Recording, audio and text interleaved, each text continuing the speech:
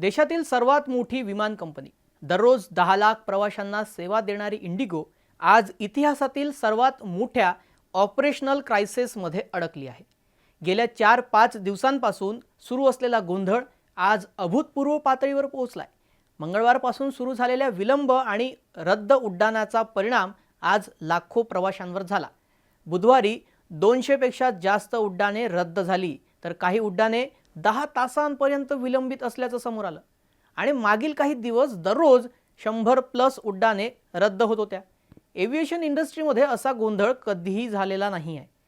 Connectivity आणि connecting flight देखील लोकांच्या चुकल्या आणि व्यावसायिक मीटिंग्स रद्द झाल्या। रुग्ण, महिला आणि वरिष्ठ नागरिकांना देखील प्रचंड त्रास झाला।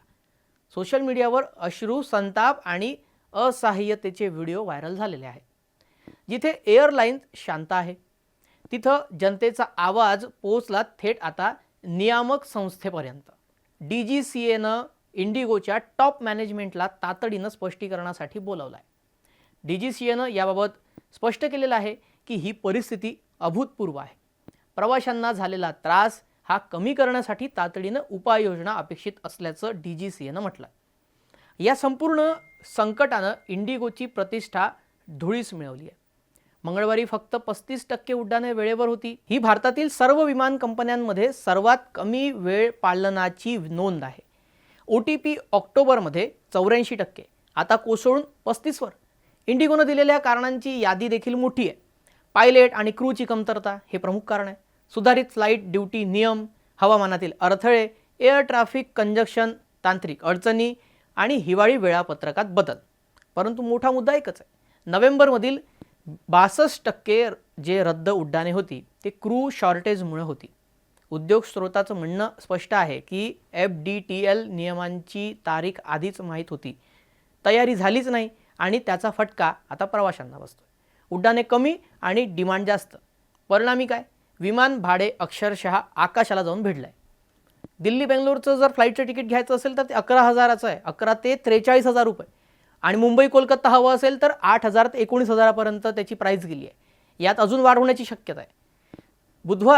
बुधवारच्या संध्याकाळी इंडिगोनं अखेर मान्य केलं, त्यांचं नेटवर्क गंभीररित्या विस्कळीत झालंय आणि पुढील 48 तासांसाठी उड्डाणामध्ये कॅलिब्रेटेड कट करत आहोत असं त्यांनी म्हटलं आणि वेळ पालन हळूहळू सुधारेल असाही दावा त्यांनी केलाय। दररोज 5 लाखाहून अधिक देशांतर्गत प्रवासी प्रवास करताना एव्हिएशनचा सर्वात मोठा कणा असलेली इंडिगो कोसळली तर संपूर्ण देशातील प्रवास व्यवस्था विस्कळीत होणं साहजिकच आहे।